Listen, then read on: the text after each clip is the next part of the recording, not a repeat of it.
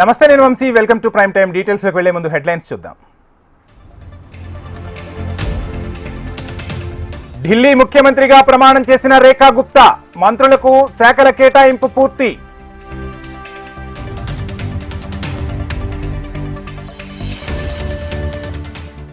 Nampally court ముందు హాజరైన CM Revanth Reddy, ఎన్నికల టైంలో కేసీఆర్ పై వ్యాఖ్యల కేసులో విచారణ.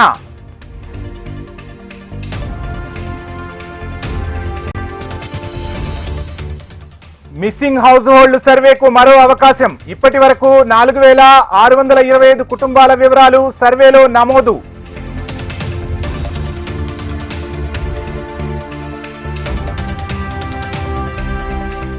ఆంధ్రప్రదేశ్లో సమన్వయంతోనే ముందుకు వెళ్తున్నాం, ఆర్థిక ఇబ్బందులున్నా హామీలను అమలు చేస్తామన్న పవన్.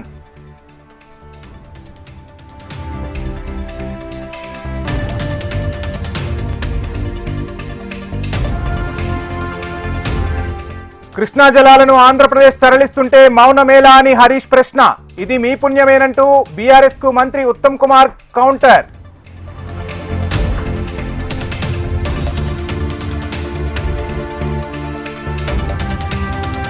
జగన్ కు సెక్యూరిటీ తగ్గింపుపై గవర్నర్ కు వైసీపీ ఫిర్యాదు. కోడ్ ఉల్లంఘించకూడదని తెలియదా అని ప్రశ్నించిన మంత్రి గొట్టిపాటి.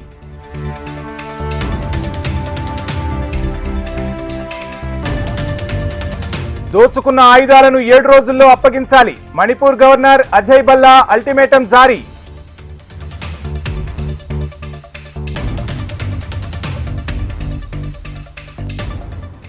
భారత ఎన్నికల్లో జోక్యానికి బైడెన్ ప్రయత్నం.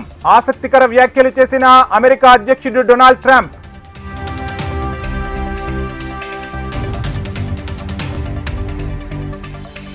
మూడో రోజు నష్టాల బాటలోనే స్టాక్ మార్కెట్లు.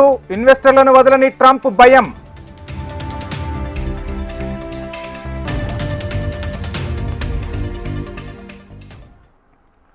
ఇక డీటెయిల్స్ చూస్తే, దేశ రాజధానిలో కొత్త సర్కార్ కొలువు తీరింది. ఢిల్లీ కొత్త సీఎంగా రేఖా గుప్తా బాధ్యతలు స్వీకరించారు. లెఫ్టినెంట్ గవర్నర్ వీకే సక్సేనా చేతుల మీదుగా ఢిల్లీకి 4వ మహిళా ముఖ్యమంత్రిగా రేఖా గుప్తా ప్రమాణం చేశారు. రామ్లీలా మైదానంలో జరిగిన ఈ కార్యక్రమానికి ప్రధాని మోడీతో పాటు Andhra Pradesh CM Chandrababu, deputy CM Pawan Kalyan, పలువురు కేంద్ర మంత్రులు, బీజేపీ, ఎన్డీఏ నేతలు హాజరయ్యారు. సీఎం రేఖా గుప్తాతో పాటు 6 మంత్రులు కూడా ప్రమాణ స్వీకారం చేశారు.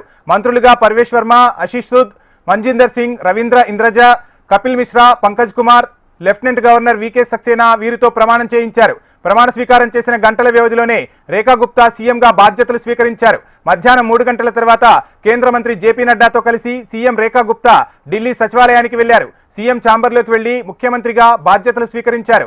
ఢిల్లీకి 4వ మహిళా ముఖ్యమంత్రిగా, 2వ మహిళా బీజేపీ సీఎంగా రికార్డు సృష్టించారు రేఖా గుప్తా. ఇక రేఖా గుప్తా బాధ్యతలు చేపట్టగా ఎమ్మెల్యేలు, ఎంపీలు, అధికారులు ఘనంగా స్వాగతం పలికారు.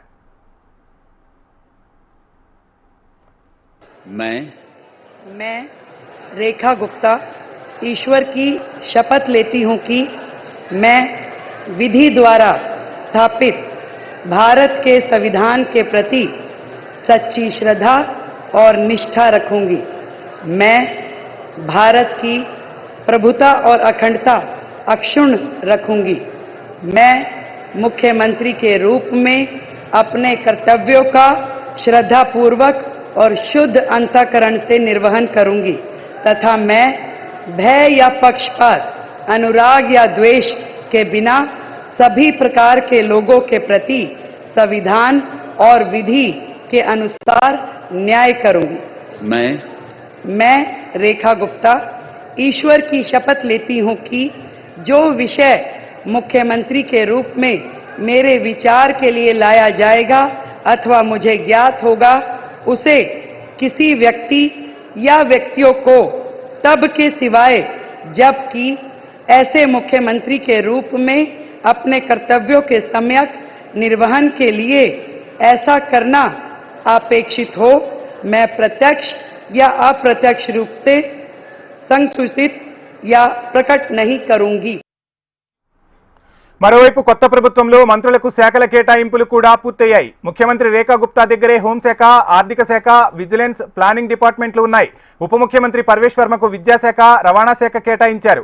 కపిల్ మిశ్రకు పర్యాటక శాఖ, నీటి వనరులు, సాంస్కృతిక శాఖ, పంకజ్ సింగ్ కు హౌసింగ్, న్యాయశాఖ, శాసనసభ వ్యవహారాలు, మంజిందర్ సింగ్ షిర్సాకు వైద్యము, పట్టణాభివృద్ధి, పరిశ్రమల శాఖ కేటాయించారు. సాంఘిక సంక్షేమం, కార్మిక శాఖ, ఎస్సీ ఎస్టీ సంక్షేమ శాఖల మంత్రిగా రవీంద్ర కుమార్ ఇంద్రజీ బాధ్యతలు చేపట్టనుండగా రెవెన్యూ, పర్యావరణ, పౌర సరఫరాల మంత్రిగా ఆశీష్ గుడ్కు అవకాశం దక్కింది.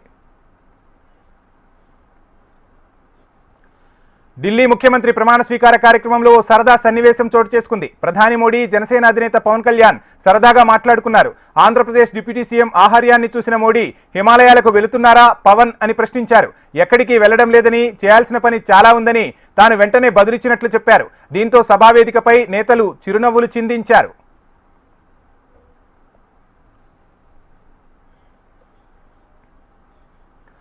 ఆంధ్రప్రదేశ్లో సమన్వయంతోనే కలిసి ముందుకెళ్తున్నామని డిప్యూటీ సీఎం పవన్ కళ్యాణ్ స్పష్టం చేశారు. వెన్నునొప్పి కారణంగానే ఆంధ్రప్రదేశ్లో కొన్ని సమావేశాలకు దూరంగా ఉన్నానని తెలిపారు. ఢిల్లీ సీఎం ప్రమాణ స్వీకారోత్సవ కార్యక్రమానికి వెళ్లిన పవన్ అక్కడ మీడియాతో చిట్చాట్ నిర్వహించారు. కూటమి సర్కారు ఇచ్చిన హామీలకు కట్టుబడి పనిచేస్తోందన్నారు.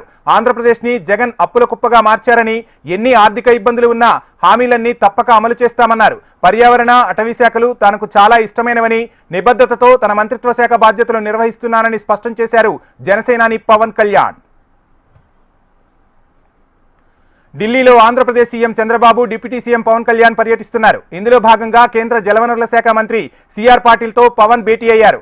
ఆంధ్రప్రదేశ్కు సంబంధించిన నీటిపారుదల ప్రాజెక్టులపై ఈ సమావేశంలో ప్రధానంగా చర్చించారు. పోలవరం ప్రాజెక్టుతో పాటు పలు పెండింగ్ అంశాలపై పాటిల్తో పవన్ చర్చించినట్టు సమాచారం.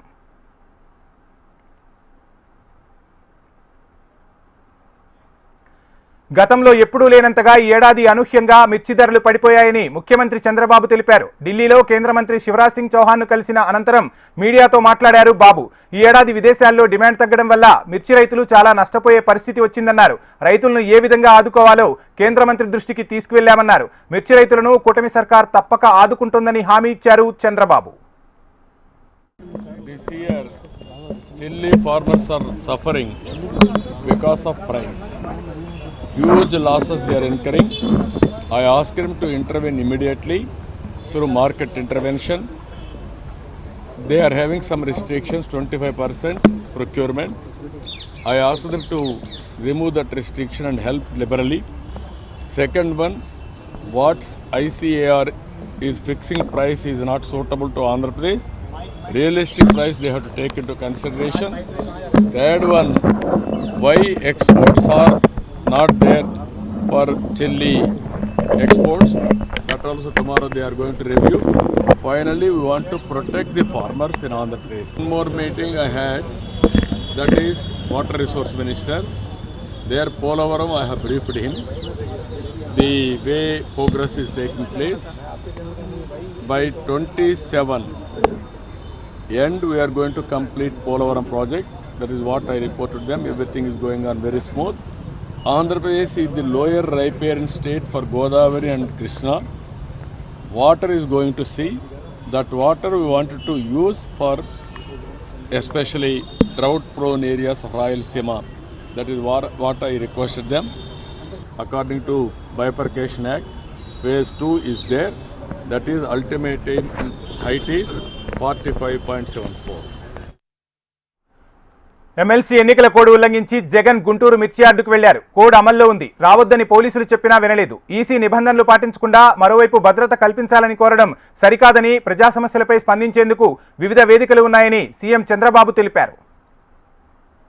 ప్రజాస్వామ్యంలో అటానమస్ బాడీ ఎన్నికల కమిషన్ ఈరోజు ఎమ్మెల్సీ ఎలక్షన్ జరుగుతున్నాయి. కోడ్ ఆఫ్ కాండక్ట్ ఉంది, మీరు రావడానికి వీలు లేదు అని స్పష్టంగా చెప్పిన తర్వాత దాన్ని వైలేట్ చేసి ఆడడం, వైలేట్ చేసి వెళ్ళి మార్కెట్ కమిటీలు ఇవన్నీ చేయడం, చేసిన తర్వాత మళ్ళీ పోయి మాకు సెక్యూరిటీ ఇవ్వలేదని కంప్లైంట్ చేయడం. అంటే మీరు చేసే ఇల్లీగల్ యాక్టివిటీస్ కూడా సెక్యూరిటీ ఇవ్వాలన్నా కరెక్ట్ కాదు. ఎప్పుడు కూడా రాజకీయ పార్టీల్లో ఉండే నాయకులం ప్రజాస్వామ్యయుతంగా ప్రవర్తించాలి. ప్రజాస్వామ్యంగా ప్రవర్తించకుండా హై హ్యాండెడ్గా రౌడీజాలు చేస్తామంటే అది కరెక్ట్ కాదు. మీరు ఇల్లీగల్ యాక్టివిటీకి పోలీస్ ప్రొటెక్షన్ ఇవ్వడం ఎక్కడన్నా మనం చూసామా? మీరు అడగడం ఏంటి? నువ్వు పోయిందే హై హ్యాండెడ్గా ఇల్లీగల్ యాక్టివిటీ చేసినప్పుడు నాకు పోలీసులు కూడా రావాలన్నా వెనకాలంటే రేపు రాబోయే రోజు నువ్వు నేరాలు చేస్తానంటే పోలీసులు చూస్తూ మీ దగ్గర రావాలన్నా? ఇది కరెక్ట్ అప్రోచ్ కాదు. ఇది నాకు సంబంధించిన విషయం కాదు, ఎన్నికల కమిషన్ విషయం. మాజీ సీఎం జగన్ కు సెక్యూరిటీ తొలగించడంపై ఆగ్రహం వ్యక్తం చేసిన వైసీపీ నేతలు రాజ్భవన్ కు వెళ్లి గవర్నర్ కు ఫిర్యాదు చేశారు. జగన్ కు భద్రత కల్పించడంలో సర్కార్ నిర్లక్ష్యంపై గవర్నర్ కు లిఖితపూర్వకంగా ఫిర్యాదు చేశారు. గవర్నర్ తమ ఫిర్యాదు పట్ల సానుకూలంగా స్పందించారని, దీనిపై ఆరా తీస్తామని తెలిపారని అన్నారు. ఎన్నికల కోడ్కు జగన్ కు భద్రత కల్పించడానికి సంబంధం లేదన్నారు. కోర్టు ఆదేశాలు కూడా అమలు చేయరా అని ప్రశ్నించారు. 5 ఏళ్లలో ఎప్పుడైనా చంద్రబాబు పట్ల ఇలా వ్యవహరించామా అని ఎమ్మెల్సీ బొత్స సత్యనారాయణ నిలదీశారు. ఇది ఎవరో వ్యక్తిగతంగా ఇచ్చింది కాదు.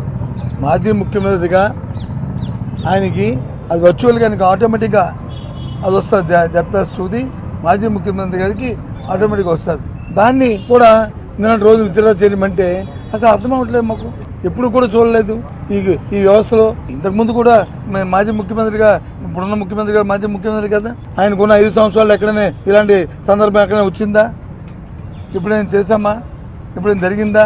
ఏంటిది? పూర్తిగా కూడా ప్రభుత్వం ఏకపక్షంగా ఈ కార్యక్రమం చేస్తూ వారిని ఇబ్బంది పెట్టాలని, మరి భగవంతుడి గారిక వెనకాతున్న లోపాగారిగా వాళ్ళ తాలూకా దురుద్దేశాలు ఏంటనేది చేస్తూ దాన్ని ముందుగా మేము ఫోర్కాస్ట్ చేసి రాబోయే కాలం లాంటి అవాంఛ ఏ విధమైన సంఘటనలు జరగకుండా పెడుతూ ఆయన భద్రత మీద మేము ఆందోళన వ్యక్తపరుస్తాం.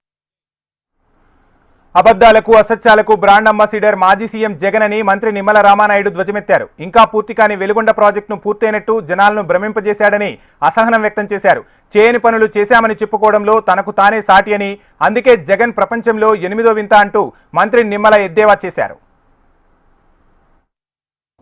ఆంధ్రప్రదేశ్ రాష్ట్రంలోనే కాదు, ఈవేళ ప్రపంచంలోనే అబద్ధాలకు అసత్యాలకు బ్రాండ్ అంబాసిడర్ జగన్మోహన్ రెడ్డి. 5 సంవత్సరాల పాలన అప్పచెప్తే ఆంధ్రప్రదేశ్ రాష్ట్రాన్ని 50 సంవత్సరాలు వెనక్కి తీసుకెళ్లిపోయినటువంటి జగన్ ఏ ముఖం పెట్టుకుని మళ్ళీ ఈరోజు ప్రజల దగ్గరికి వస్తున్నాడో ఈవేళ సమాధానం చెప్పవలసినటువంటి పరిస్థితి ఉంది. అందుకే ఒక ఉదాహరణ ఏదైతే వెలిగొండ ప్రాజెక్ట్. ఎందుకంటే మీ అందరికీ తెలుసు, వెలిగొండ అంటే ఈవేళ అత్యంత వెనకబడినటువంటి ఫ్లోరైడ్ బాధితులు ఉన్నటువంటి ప్రకాశం జిల్లాకు జీవనాడి వెలిగొండ.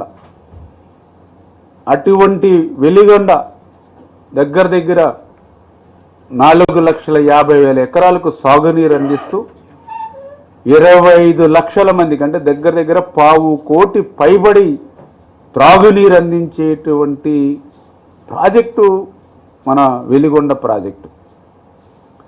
ఈ వెలిగొండ ప్రాజెక్టుని జగన్మోహన్ రెడ్డి పూర్తి చేయలేకపోవచ్చు, ఎందుకంటే అతను నైజం అదే కాబట్టి. కానీ పూర్తవ్వనటువంటి ప్రాజెక్టును కూడా పూర్తి చేసినట్లుగా భ్రమింపజేసేటువంటి విధంగా మరి ఆయన చెప్పేటువంటి అబద్ధాలు, ఆయన అసత్యాలు, ఆయనకు తోడుగా ఆయన కరపత్రిక, ఆయన అవినీతి పత్రిక తందానా తానా బ్యాచ్.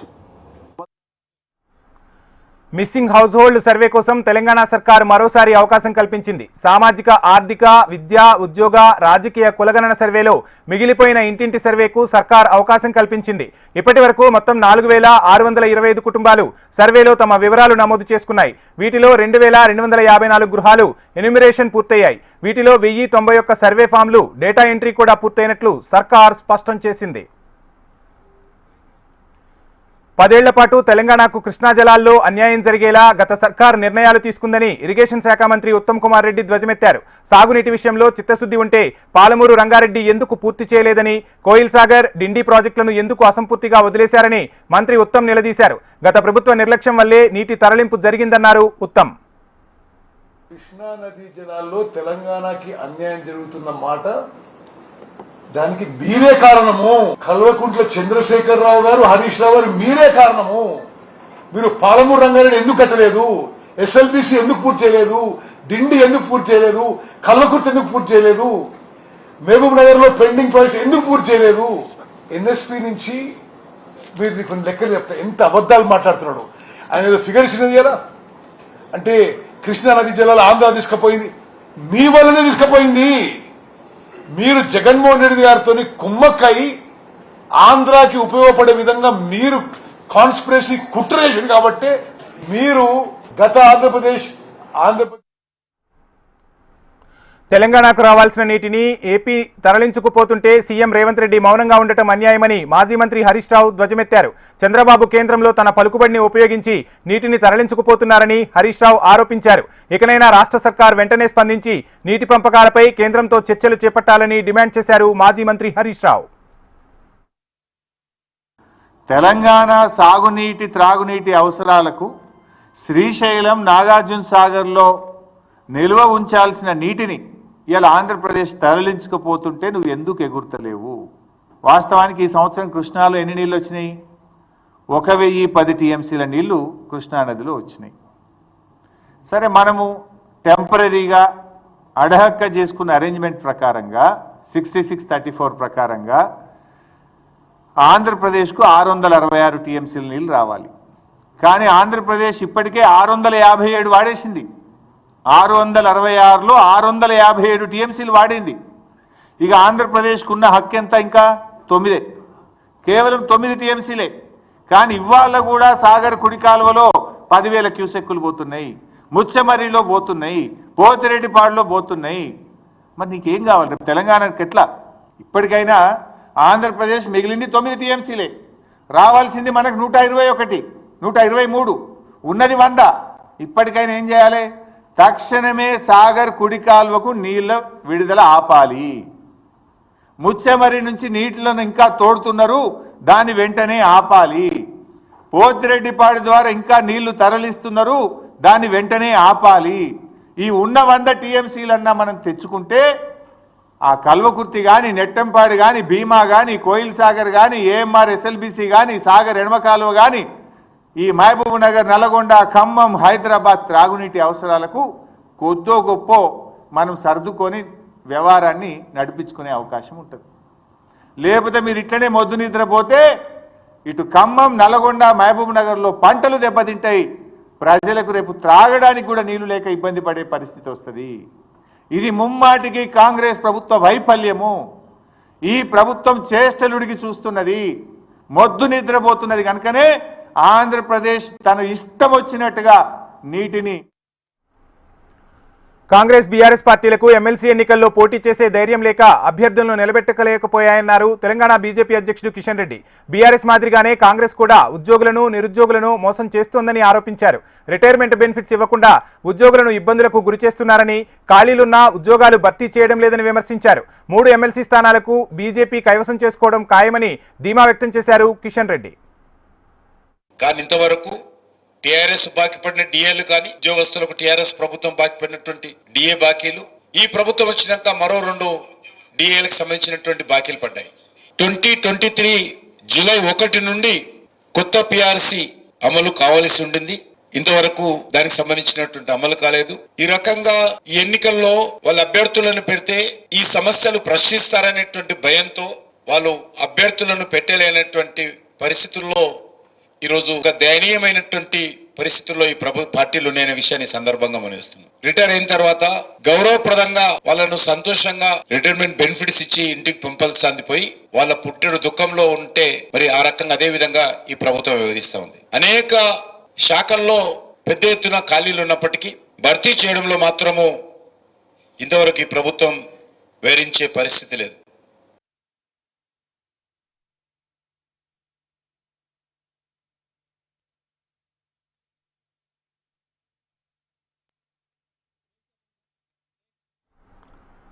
ఫిబ్రవరి 23న తెలంగాణ కాంగ్రెస్ లో న్యూస్. ఈ నెల 23న టీపీసీసీ విస్తృత స్థాయి కార్యవర్గ సమావేశం జరగనుంది. ఉదయం 11 గంటలకు టీపీసీసీ చీఫ్ మహేష్ కుమార్ గౌడ్ అధ్యక్షతన గాంధీ భవన్ లో జరగనున్న ఈ భేటీకి కొత్తగా నియమించబడ్డ తెలంగాణ కాంగ్రెస్ వ్యవహారాల ఇన్ఛార్జ్ మీనాక్షి నటరాజన్ తో పాటు CM Revanth Reddy, deputy CM బట్టి విక్రమార్క, ఏఐసీసీ కార్యదర్శులు విష్ణునాథ్, విశ్వనాథన్ హాజరు కానున్నారు. రాష్ట్ర, జాతీయ రాజకీయాలతో పాటు పార్టీ సంస్థాగత అంశాలపై ఈ భేటీలో చర్చించనున్నారు. ఇక ఈ సమావేశంలో ఎంపీలు, మంత్రులు, ఎమ్మెల్యేలు, ఎమ్మెల్సీలతో పాటు పీఏసీ, పీఈసీ సభ్యులు, ఉపాధ్యక్షులు, ప్రధాన కార్యదర్శులు, అనుబంధ సంఘాల చైర్మన్లు, కార్పొరేషన్ చైర్మన్లు హాజరు కానున్నట్టు తెలుస్తోంది.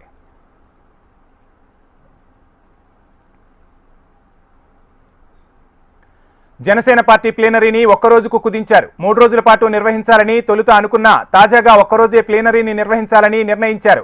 మార్చి 12 నుంచి 14 వరకు నిర్వహించాలనుకున్న మార్చి 14న మాత్రమే పార్టీ ప్లీనరీ నిర్వహించాలనే నిర్ణయానికి నేతలు వచ్చినట్టుగా తెలుస్తోంది. ఆంధ్రప్రదేశ్లో అధికారంలోకి వచ్చిన తర్వాత తొలిసారి పార్టీ ప్లీనరీని ఏర్పాటు చేశారు. పవన్ కళ్యాణ్ రికార్డు మెజార్టీతో గెలిచిన పిఠాపురం నుంచే తొలి ప్లీనరీని ఏర్పాటు చేశారు. 2023 ఎన్నికల ప్రచార సమయంలో నల్లగొండ జిల్లాలో మాజీ సీఎం కేసీఆర్ పై చేసిన వ్యాఖ్యలకు నమోదైన కేసుపై నాంపల్లి మనోరంజన్ కోర్టుకు సీఎం హోదాలో రేవంత్ రెడ్డి హాజరయ్యారు. ముఖ్యమంత్రి హోదాలో కోర్టుకు రావడంతో కోర్టు పరిసర ప్రాంతాల్లో భారీ ఎత్తున పోలీసులను మోహరించారు. ఎన్నికల సమయంలో రేవంత్ రెడ్డి మాట్లాడిన వ్యాఖ్యలపై అప్పటి బీఆర్ఎస్ సర్కార్ ఫిర్యాదుల మేరకు కేసు నమోదైంది. Nalgonda, two town, Kowdipalli, Begum Bazar police స్టేషన్లలో కేసులు నమోదు కాగా 3 కేసులపై వ్యక్తిగతంగా విచారణకు రేవంత్ రెడ్డి హాజరయ్యారు. కాగా కేసుల్లో తదుపరి విచారణను మార్చి 23వ తేదీకి వాయిదా వేసింది నాంపల్లి ధర్మాసనం. అంటే న్యాయస్థానాల మీద గౌరవంతో, న్యాయస్థానం మీద నమ్మకం కొద్దీ ఒక సామాన్యమైన వ్యక్తిగా కోర్టుకు హాజరు కావడం జరిగింది. ఎందుకంటే ఇక్కడ చట్టం ముందు అందరూ సమానులే. ఎందుకంటే ఒక సాధారణమైన వ్యక్తి, ఒక ముఖ్యమంత్రి వ్యక్తి కూడా సమానమే, చట్టం ముందు సమానులని చూపించడం జరిగింది. ఇంత సింప్లిసిటీతో రావడం అనేది గొప్ప విషయం. ఎందుకంటే ప్రజలందరూ హర్షిస్తారు. ఎందుకంటే సామాన్యులు కూడా చట్టం అందరికీ సమానంగా చూస్తారని చెప్పి ఒక మెసేజ్ ఇవ్వడం జరిగింది.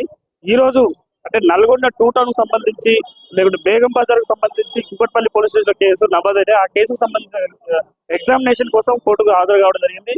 ఈ రోజు అప్పుడు ప్రతిపక్ష హోదాలో ఉన్నప్పుడు తనను నివారించడానికి బీఆర్ఎస్ నాయకులు పెట్టిన కేసులు పెట్టడం జరిగింది. ఆ కేసును ఎదుర్కోవడానికి ఈ రోజు కోర్టుకు హాజరయ్యారు. సో దానికి సంబంధించిన ఎంతటి కేసులన్నీ ఎదుర్కొంటా అని చెప్పి కోర్టుకు చెప్పడం జరిగింది. దానికి సంబంధించిన ఎగ్జామినేషన్ చేసిండు. సో ఎప్పుడైనా కోర్టు ఎప్పుడు పిలిచినా కానీ కోర్టు మీద నమ్మకం కొద్ది గౌరవంతోనే డెఫినెట్ గా కోర్టుకు హాజరవుతారని చెప్పి కోర్టుకు చెప్పడం జరిగింది.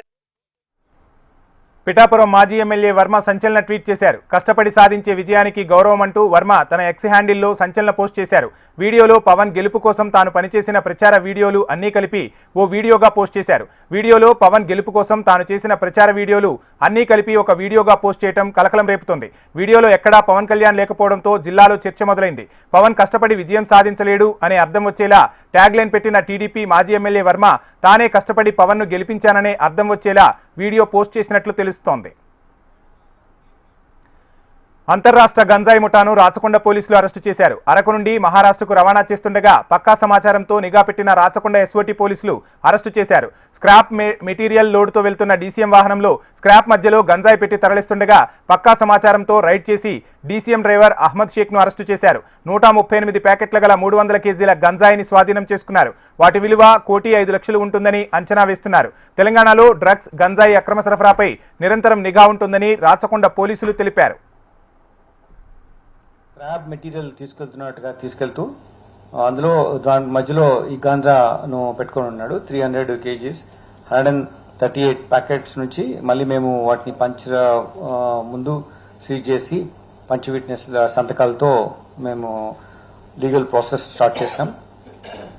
దీంట్లో ముఖ్యంగా ఏంటంటే ఈ వ్యక్తి చాలా సీక్రెసీ మెయింటైన్ చేస్తున్నారు.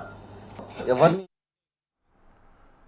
హైకోర్టు న్యాయమూర్తులను విచారించే అధికారం ఉందని పేర్కొంటూ లోక్పాల్ జారీ చేసిన ఉత్తర్వులపై సుప్రీంకోర్టు స్టే విధించింది. లోక్పాల్ ఇచ్చిన ఆదేశాలపై అసంతృప్తిని వ్యక్తం చేసింది. ఇది చాలా ఆందోళనకరమైన విషయమని పేర్కొంది. ఈ విషయంలో కేంద్ర సర్కార్తో పాటు లోక్పాల్ రిజిస్ట్రార్ హైకోర్టు న్యాయమూర్తిపై ఫిర్యాదు చేసిన వ్యక్తికి నోటీసులు ఇచ్చింది. జనవరి 27న సుప్రీంకోర్టు మాజీ న్యాయమూర్తి కన్విల్కర్ నేతృత్వంలోని లోక్పాల్ తన ఉత్తర్వులో లోక్పాల్ చట్టం ప్రకారం హైకోర్టు న్యాయమూర్తులు కూడా లోకాయుక్త చట్టం పరిధిలోకి వస్తారని పేర్కొన్నారు. ఓ ఫిర్యాదుపై విచారణ సందర్భంగా ఈ ఆదేశాలు ఇచ్చారు. అయితే లోక్పాల్ ఆదేశాలను సుమోటోగా తీసుకున్న సుప్రీంకోర్టు ఆ ఆదేశాలపై స్టే విధించింది. న్యాయ వ్యవస్థ స్వతంత్రంపై కోర్టు ఆందోళన వ్యక్తం చేసింది. న్యాయమూర్తి పేరును గోప్యంగా ఉంచాలని ఫిర్యాదుదారుడికి స్పష్టం చేసింది.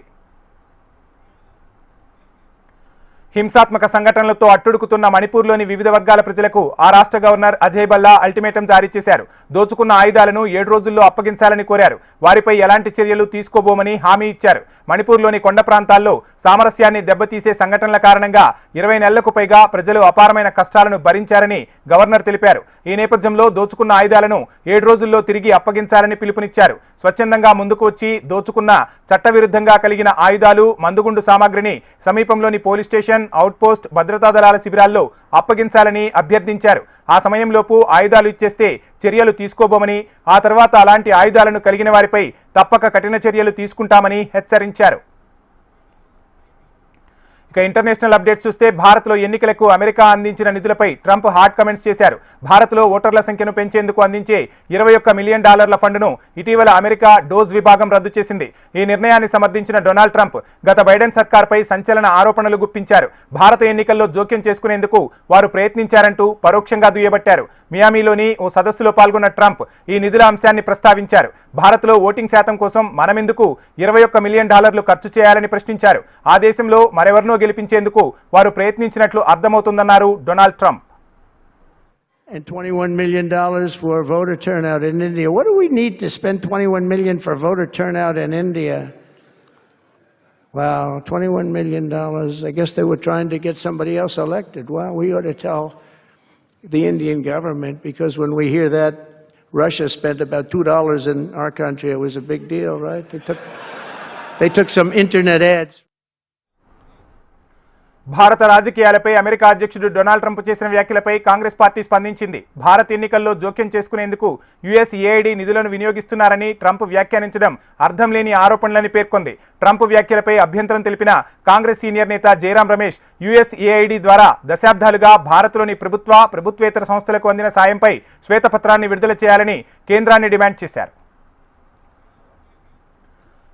అక్రమ వలసదారులను వారి సొంత దేశాలకు పంపించే ప్రక్రియలో భాగంగా అమెరికా 300 మందిని పనామా దేశానికి తరలించింది. ఈ క్రమంలో వారందరినీ ఓ హోటల్లో నిర్బంధించినట్లు వార్తలు వెలువడుతున్నాయి. ఇందులో భారత్ సహా పలు దేశాలకు చెందిన వారు ఉన్నారు. కొందరు ప్లకార్డులు పట్టుకుని తాము ఇబ్బందులు పడుతున్నట్లు తెలపడంతో ఈ విషయంలో అంతర్జాతీయ మీడియా హాట్ టాపిక్ గా మారింది. దాంతో పనామాలోని భారత రాయబార కార్యాలయం ఈ విషయంపై స్పందించింది. హోటల్లో ఉన్న వారంతా క్షేమంగా సురక్షితంగా ఉన్నట్లు వెల్లడించింది. హోటల్లో అన్ని వసతులు ఏర్పాటు చేసినట్టు క్లారిటీ ఇచ్చింది. ఇక బిజినెస్ అప్డేట్స్ చూస్తే దేశీయ స్టాక్ మార్కెట్ సూచీలు నష్టాల్లో ముగిశాయి. అంతర్జాతీయ మార్కెట్ల నుంచి ప్రతికూల సంకేతాలతో ఉదయం నష్టాల్లో ప్రారంభమైన సూచీలు రోజంతా అదే ఒరవడి కొనసాగించాయి. దీంతో వరుసగా 3వ రోజు నష్టాల్లో ముగిశాయి. అమెరికా అనుసరిస్తున్న టారిఫ్ పాలసీలు, దానివల్ల ద్రవ్యోల్బణం పెరుగుతుందన్న భయాలు మార్కెట్ సెంటిమెంట్ను తీవ్రంగా దెబ్బతీశాయి. మన మార్కెట్లో HDFC bank, ICICI bank, ITC, Maruti Suzuki షేర్లలో అమ్మకాలు సూచీలను కిందకు లాగాయి. స్మాల్ మిడ్ క్యాప్ సూచీలు రాణించాయి. ఇంట్రాడేలో 75,463 పాయింట్ల వద్ద కనిష్టాన్ని తాకిన సూచీ చివరికి 203.22 పాయింట్ల నష్టంతో 75,735.96 వద్ద ముగిసింది. నిఫ్టీ 19.75 పాయింట్ల నష్టంతో 22,913.15 వద్ద స్థిరపడింది. డాలర్తో రూపాయి మారకం విలువ 86.65గా నమోదైంది. ఇవి ఇప్పటివరకు ఉన్న ప్రైమ్ టైం అప్డేట్స్. చూస్తూనే ఉండండి HM TV. వార్త ఆగదు, నిజం దాగదు.